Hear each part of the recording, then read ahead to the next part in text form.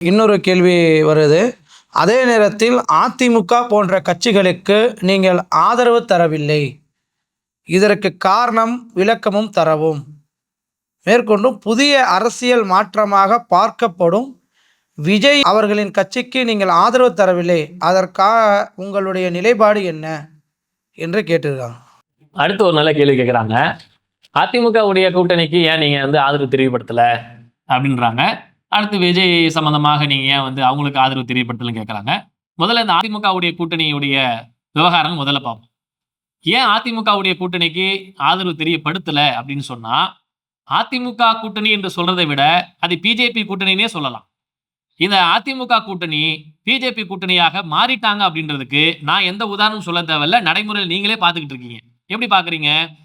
இவங்க உண்மையிலே அம்மாவுடைய வழியில் ஆட்சி பண்றேன், எம்ஜிஆருடைய ஆட்சியில வழி பண்றோம், அண்ணாவுடைய வழியில நாங்க ஆட்சி பண்றோம்னு சொல்லக்கூடியவங்க முழுக்க முழுக்க பச்சை பொய்யை தான் சொல்லிக்கிட்டு இருக்காங்கன்னு உலகத்துக்கே தெரியும். ஏன்? அம்மாவுடைய வழியை நீங்க ஆட்சி பண்றதா இருந்தா, அம்மா இந்த உயிரோடு இருக்கும்போது இங்க தமிழ்நாட்டை கொடுத்த வாக்குறுதி என்ன? நான் ஒரு காலத்தில் ஒரு தப்பு செய்து விட்டேன், இனிமே எக்காலத்தையும் தப்பு செய்ய மாட்டேன், பிஜேபி கூட்டணி வைக்க மாட்டேன், மோடியா லேடியான்னு கேட்ட அந்த ஜெயலலிதா அம்மையாருடைய வழியில வரேன்னு சொல்ற நீங்க அம்மாவுடைய வார்த்தையை எதையாவது கேட்டீங்களா? சும்மா பொய்யான வாக்குறுதிகளை மக்கள்கிட்ட சொல்லிக்கிட்டு இந்த மக்கள் எல்லாம் முட்டாள்கள், இவங்கெல்லாம் மறந்துடுவாங்க கடந்த கால வரலாறு நினைச்சுக்கிட்டு அதிமுக கூட்டணி பச்சை பொய்ய போற இடத்தெல்லாம் பேசிக்கிட்டு இருக்காங்க. இவங்க என்ன நினைச்சிட்டு இருக்காங்க? மக்கள்ல மூட நினைச்சிட்டு இருக்காங்க. தமிழ்நாட்டு மக்களை பொறுத்த அளவுக்கு வடநாட்டு மக்கள் மாதிரி இங்க மழுங்கன மூளை உள்ளவங்க இல்ல, ரொம்ப தெளிவானவங்க. உங்களை மாதிரியான ஆட்கள் எல்லாம் அடையாளம் காண்றதுக்கு தான் இந்த மக்கள் இருக்கிறாங்க. நீங்க என்ன செஞ்சுக்கிட்டு இருக்கிறீங்க? இதுக்கு முன்னே நடைபெற்ற சிறுபான்மை சமுதாயத்துக்கு எதிராக, கிறிஸ்தவர்களுக்கு எதிராக, இந்துக்களுக்கு எதிராலாம் எந்த வகையில நீங்க வாய் திறந்து பேசுனீங்களா? சிஏ, என்ஆர்சி, என்பிஆருடைய கருப்பு சட்டங்களை மத்திய அரசாங்கம் கொண்டு வருகிற நேரத்துல நீங்க என்ன வேலை செஞ்சீங்க? அதுக்கு ஆதரவாக மக்களவையில ஓட்டு போட்டீங்க. ஓட்டு போட அதை ஜெயிக்க வச்சீங்க. அது ஜெயிக்க வைக்கிற வேலையை பார்த்தது யாரு? நீங்க மட்டும் ஓட்டு போடாம இருந்திருந்தா அந்த திருத்தம் நிறைவேற்றப்பட்டே இருக்கவே இருக்காது, அந்த சட்டம் வந்திருக்காது. உங்களுடைய வாக்குனால மட்டுமே நிறைவேற்றப்பட்ட ஒரு விஷயத்த இன்னைக்கு மக்கள்கிட்ட மறந்து பேசுவாங்கன்னு நினைக்கிறீங்க. எவ்வளவு பெரிய பச்சை துரோகம், எவ்வளவு இந்திய அரசியல் சாசனத்துக்கு எதிரானது.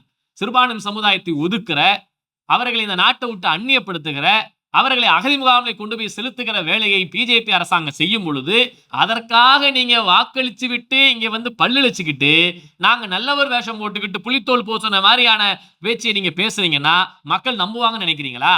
எவ்வளவு பெரிய துரோகம் இது. நீங்க நல்லா சிந்திச்சு மக்கள், பொதுமக்கள் நீங்க சிந்திக்கணும். இதை ஒரு அமைப்புக்காகவோ கட்சிக்காகவோ அல்லது நாங்க ஆதரவு கொடுத்தோம் என்பதற்காக வேண்டி பேசல. இந்த நாட்டுக்கு மக்களுக்கான எதிரானது. நாட்டு மக்களுக்கு இது இந்துக்களுக்கும் பாதிப்பு தான், முஸ்லிம்களுக்கும் பாதிப்பு தான், கிறிஸ்தவர்களுக்கும் பாதிப்பு தான். இதையெல்லாம் அவங்களுக்கு பழைய வரலாறு எல்லாம் தூசி தட்டி எடுத்து அவங்களுடைய பிறந்த சான்றிதழெல்லாம் வச்சு இவங்க யார் இந்த நாட்டு குடிமக்கள், யார் இந்த நாட்டு குடிமக்கள் இல்லைன்றதெல்லாம் பார்த்து நாங்க அவங்களுக்கு கூட அகதிமுகாம்ல போட்டு பாதுகாப்புன்ற அப்படி எல்லாம் இவங்க செஞ்சிட முடியும்? அந்த நாட்டுல எத்தனை ஆண்டு காலம் பூர்வ குடிமக்களா வாழ்ந்துகிட்டு இருக்கவங்களுக்கு 1962க்கு மேலதான் பிறப்பு சான்றிதழை உறுதிப்படுத்தக்கூடிய வேலையே செஞ்சிருக்கிறாங்க. 1960க்கு பிறகு உள்ள பிறப்பு சான்றிதழை வச்சுதான் இங்க பிறந்தவங்க யாரு, எந்த ஊர்ல பிறந்திருக்காங்கன்றது ஆவணமே உறுதிப்படுத்தப்படுது. அதுக்கு முன்னாடி பிறந்தவங்களுக்கு எல்லாம் ஆவணமே இல்லை. உங்களுக்கே நல்லா தெரியும். அப்ப இதையெல்லாம் ஒரு காரணமா வச்சுக்கிட்டு நாட்டு மக்கள் அந்நியமாக்கக்கூடிய வேலையை பார்க்கறதுக்கு இவங்க ஒத்து உதனாங்களா இல்லையா? அதே மாதிரி ஹிஜாபுடைய சட்டத்தை கொண்டு வந்தான். ஹிஜாபு கர்நாடகாவில் ஒரு பெரிய பிரச்சனை ஏற்பட்டுச்சு. அந்த பிரச்சனைக்கு ஆக வேண்டி அதிமுக அரசாங்கம் வாய் திறந்து எதுவும் பேசினாங்களா? எதுவுமே கிடையாது. முத்தலாக்க ஒரு சட்டத்தை கொண்டு முஸ்லிம் ஆண்களை எல்லாம் ஜெயில கொண்டு போய் போடுறதுக்கான வேலையை பார்த்தாங்க. முத்தலாக் சட்டம்னா அது இஸ்லாம் நமக்கு சொல்லி தந்திருக்கிறது விரிவான ஒரு சட்டம். எடுப்பெல்லாம் முத்தலாக்கு தலாக் தலாக் தலாக்னு சொல்லிலாம் யாரையும் விவாகரத்து பண்ண முடியாது. அது திருக்குரானுக்கு எதிரானது, இஸ்லாமிய சட்டங்களுக்கு எதிரானது. இந்த சட்டத்தை முழுமையா ஆய்வு செய்யாம அவங்க அறகுறைய வேக்காடா சொல்லிட்டு தீர்ப்பு கொடுக்குறாங்க. அது ஒரு தீர்மானமா கொண்டு வராங்கன்னா அதுக்காக வேண்டி வாய் திறந்து நீங்க பேசுனீங்களா? கிடையாது. அப்ப முத்தலாக் சட்டத்துக்காக வாய் திறக்கல, ஹிஜாபுடைய சட்டத்துக்கு வாய் திறக்கல, சிஏ சட்டத்துக்கு வாய் திறக்கல, வக்பு திருத்த சட்டம் முஸ்லிம்களுடைய சொத்துக்களை சூறையாடக்கூடிய வேலையை செஞ்சாங்களே, அதுக்காக வேண்டி வாய் திறந்து பேசுனீங்களா? எதுவுமே இல்லை. எதையுமே வாய் திறந்து பேசல. இப்போ கூட இந்த தொகுதி மறுபரிசீலனை வேலையை செய்யறாங்களே, இது திருப்பலா கொண்டு செய்யறாங்க. இது விரிவா நம்ம பேச வேண்டிய ஒரு சப்ஜெக்ட் வைங்க. இருந்தாலும் இதுக்காக வேண்டியாவது நீங்க வாய் திறந்தீங்களா?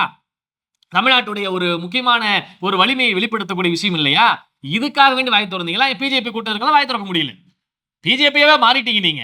அப்ப இதெல்லாம் முழுக்க முழுக்க இந்த மாதிரியான துரோகங்களை செய்து கொண்டிருக்கிற காரணத்தினால்தான் பிஜேபி ஒழிக்கப்பட வேண்டும் என்பதை விட அதிமுக என்பதை பிஜேபி கூட்டணியாக ஆகிவிட்டதனால் அவர்களும் இந்த தமிழ்நாட்டில் ஒழிக்கப்பட வேண்டிய சக்தி என்பதற்காக வேண்டியே நாங்கள் இப்பொழுது அவர்களுக்கு ஆதரவை தெரியப்படுத்தவே இல்லை. அடுத்து என்ன கேட்கிறாங்க, விஜய் ஒரு இளைய தளபதியா இருக்கிறாரு, அவங்க ஒரு புதிய வருகையா இருக்குது, அவங்களுக்கே நம்ம ஒரு ஆதரவு தெரியப்படுத்தக்கூடாது, ஒரு மாற்று கட்சி புது அணி நம்ம தமிழ்நாட்டில் வரக்கூடாதான்னு நினைக்கிறாங்க. வரணும் என்பதிலே மாற்று கருத்து யாருக்கு இருக்க முடியாது. அவங்களாம் வர்றதை யாரும் நம்ம தடுக்கவும் நினைக்கவும் இல்லை. ஏன் இந்த முறை அவங்களுக்கு நாம ஆதரவு தெரியப்படுத்தலைன்னு சொன்னா, விஜயுடைய வருகை பொறுத்த அளவுக்கு ஒரு தெள்ள தெளிவான கொள்கை கோட்பாடோடு இருக்க வேண்டும். எந்த ஒரு அரசியல் கட்சியா இருந்தாலும் அவங்களுடைய கொள்கை என்ன, கோட்பாடு என்ன, அவங்க சமுதாயத்துக்கு என்ன செய்ய போறாங்க அப்படின்னு தெளிவா தெரியணும். இல்ல இந்த 2 ஆண்டு காலம் அவர் அரசியலுடைய களத்துக்கு குதிச்சிருக்கிறார். 2 ஆண்டு காலத்தை நீங்க செஞ்சு பாருங்க. அவரு தமிழ்நாட்டுடைய மக்களுடைய நலத்தை கருத்தில் கொண்டு எதையாவது மத்திய அரசாங்கம் கொண்டு வந்திருக்கிற அநியாயமான சட்டங்களுக்கு எதிராக வாயை தொடர்ந்து பேசியிருக்கிறாரா, அல்லது சமுதாய மக்களுக்கு பாதிப்புக்காக வேண்டி ஓடோடி வந்து நின்றுக்கிறாரா? எதுவுமே செய்யலையே. அவர் கொள்கை என்ன பேசுறாரு? பாசிசமா பாயாசமான்னு கேட்கிறாரு, தீய சக்தின்றாரு. இது சினிமா டைலாக்கா? இது சினிமாவில் படம் எடுக்கிறதுக்காக வந்திருக்கிறாரு. நாட்டு மக்களுக்காக நான் எல்லாத்தையும் இழந்துட்டு நன்மை செய்ய வந்திருக்கேன்றாரு. ஆனா என்ன நன்மை செஞ்சிருக்கிறார்? இது வரைக்கும் பொதுமக்களுடைய பிரச்சனைக்கு வந்து நின்றுக்கிறாரா? அவருடைய கூட்டத்துல பங்கெடுக்கிறதுக்காக வந்தாங்க கரூர்ல. உங்களுக்கு தெரியும், ஆயிரக்கணக்கான மக்கள் கூடினாங்க. 41 பேர் செத்து போனாங்களே. செத்து போன தொண்டனை பார்க்கணும் என்ற ஆசை கவலை இல்லாம, அவங்களுக்கு ஆறுதல் சொல்லணும் கவலை இல்லாம, திடுத்துப்புன்னு விட்டாஞ்சவரின் ஓடுறாப்லயே அவங்கள்ட்ட பேட்டி கேட்க வராங்க. ஏர்போர்ட்ல அவர் ஓடுறாரு. போய் 1 வார காலம் பனையூர்ல மறைஞ்சுக்கிட்டு 1 வாரத்துக்கு பிறகு நான் கவலைப்படுறேன், நான் கண்ணீர் வெடிக்கிறேன், நான் ஆறுதல் தெரிவிக்கிறேன்னு சொன்னா இதெல்லாம் எவ்வளவு முட்டாள்தனமான வேலை. என்ன அவரு ஏதாவது செய்வாரு, சமுதாயத்துக்கு என்ன பண்ணுவாருன்னு சொல்லி மக்களை எதிர்பார்த்தா, இது முழுக்க முழுக்க ஒரு சினிமா டைலாக்கும் சினிமாவுடைய ஷோ மாதிரியா இவர் நடந்துகிட்டு இருக்காரே தவிர, அதனால இவரு கொள்கை நிலைப்பாடும் தெளிவில்லை, மக்களுக்கு அக்கறையான செயல்பாட்டும் தெளிவில்லை. அது போக இவங்க இப்ப வெளியாயிருக்க சினிமாவை கூட நீங்க பார்க்கலாம். ஜனநாயகம்னு ஒரு படத்தின் பேரை வச்சுக்கிட்டு அது அநியாயமா இருக்குது. ஜனநாயகமா அது அநியாயமானு தெரியாத அளவுக்கு அந்த படத்துடைய காட்சிகளை சிலதெல்லாம் வெளியாயிருக்கு, லீக் ஆயிருக்கு. அதை பார்த்தா என்ன தெரியுது? சிறுபான்மை சமுதாயத்தை ஏற்கனவே இந்த நாட்டில் ஒழிக்கணும், அழிக்கணும்னு நினைக்கிறாங்க. அதை நீங்க அப்படியே தூபம் போட்டு வளர்க்குற மாதிரி, எரிய நெருப்புல எண்ணெய் ஊத்துற மாதிரி உங்க விஷயம் என்னமா இருந்துச்சு? அது ஒரு முஸ்லீம் குண்டு வைப்பதை போல, ஒரு தொப்பி போட்டுவிட்டு இறை மார்க்கத்துக்காக இஸ்லாத்துக்காக தியாகம் பண்ணுவதை போல, அதை ஒரு முஸ்லீம் தடுப்பதை போல, வேற காட்சியே இல்லையா உங்களுக்கு? இதுக்கு முன்னாடி எத்தனையோ சினிமாக்கள் அப்படிதான் காட்டினாங்க. நீங்களும் துப்பாக்கியில் அப்படிதான் காட்டினீங்க. அதுக்கு பிறகு மிஸ்டர் படத்துல அப்படிதான் காட்டினீங்க. இப்ப இந்த படத்துல இப்படிதான் காட்டுறீங்க. அப்ப உங்களுக்கு நோக்கம் என்ன? சிறுபான்மை சமுதாயத்தை இந்த நாட்டுல எப்படியாவது இல்லாம ஆக்கிடணும், அவர்களை ஒரு குற்ற பரம்பரையா சித்தரிக்கணும். இதான் உங்க வேலை. அதுக்குதான் இந்த படத்தை எடுத்திருக்கீங்க. ஜனநாயகம் என்ற படத்துக்கும் இதுக்கும் ஏதாவது சம்பந்தம் இருக்கா? இந்த காட்சியை பார்க்கும் போதே கொலை குதிக்கலையா?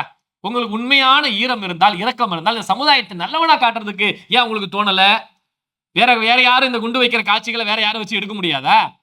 இது எடுக்க முடியாத விஷயம் ஒன்றும் இல்லை. ஏன் இதை காட்டுறீங்க?